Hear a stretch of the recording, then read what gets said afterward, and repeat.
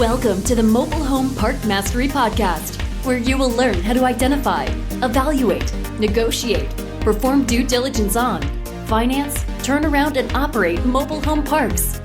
And now, here is your host, the fifth largest mobile home park owner in the United States, Frank Rolfe. Webster's dictionary defines recourse in two different ways, and really both apply.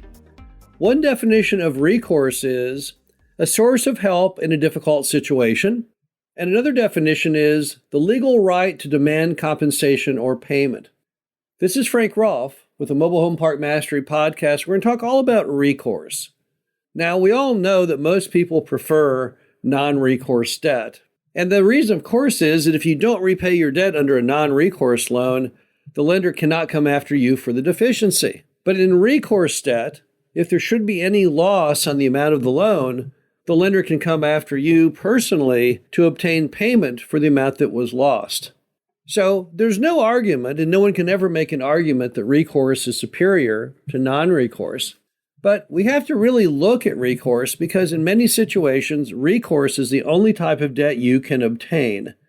And then the question becomes, is it worth doing a deal if you have to do recourse debt with it? So let's examine that. First, a recourse deal is better than no deal at all. Some of the best mobile home park deals you may ever do may start off as recourse loans. And that's simply because most of the lenders in between seller financing and conduit and Fannie and Freddie debt only make loans utilizing recourse. So if you were to say, well, I refuse to ever sign any loan document that has recourse in it, then you may not be able to buy a mobile home park, or it may take you a really long time to find one. Because if you're buying something that's under $1 million or so in size, dollar size, and there's no seller financing available, then you'll have to choose. You can either sign on to the recourse loan, or you just can't sign on to any closing documents at all because you can't get the deal bought. Also, you have to remember that when you start out in the mobile home park business, recourse is fairly common. Most buyers graduate from recourse into non-recourse, but their early deals tend to be smaller. So as a result, they're more often faced with having to do recourse borrowings because they don't have access yet. Their deals are not big enough to get conduit or agency debt. And it's a perfectly natural way to get into the industry is to start out smaller, grow larger over time, and that increases your loan options. But early on, it may well be that recourse is part of your journey into non-recourse debt.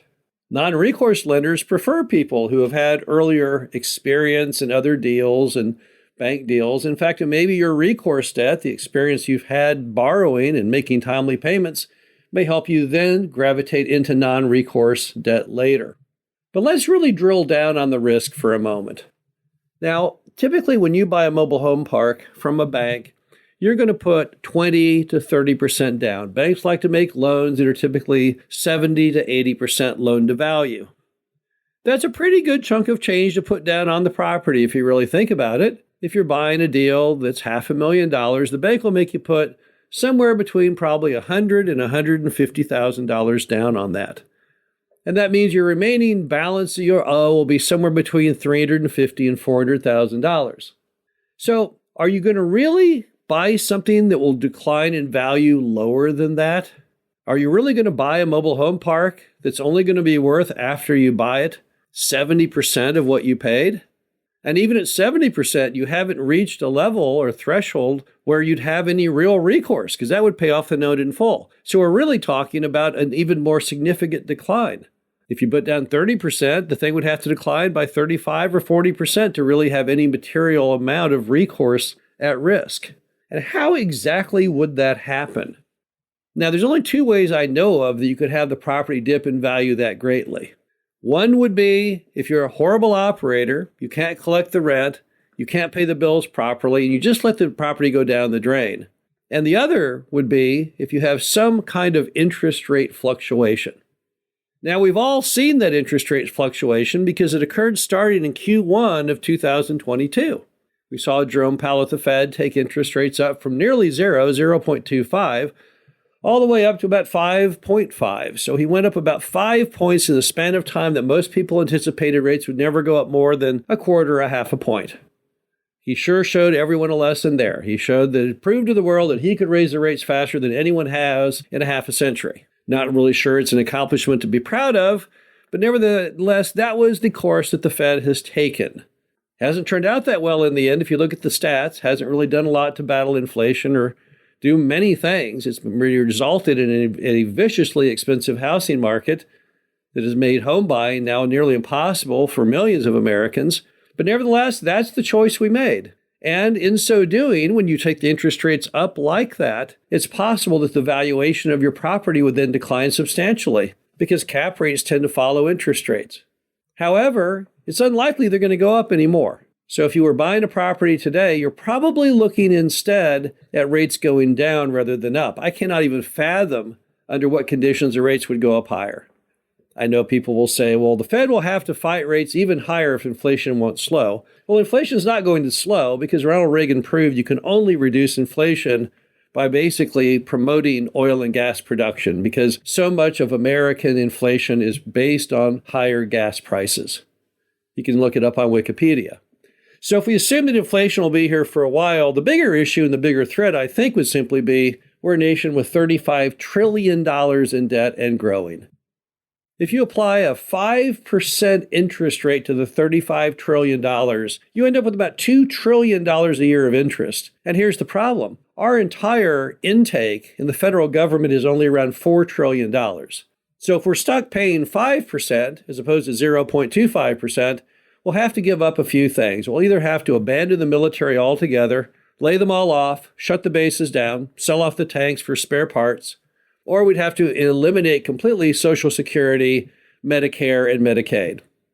Neither seems very likely, so the only other scenario is to get those rates down and get them down pretty quickly.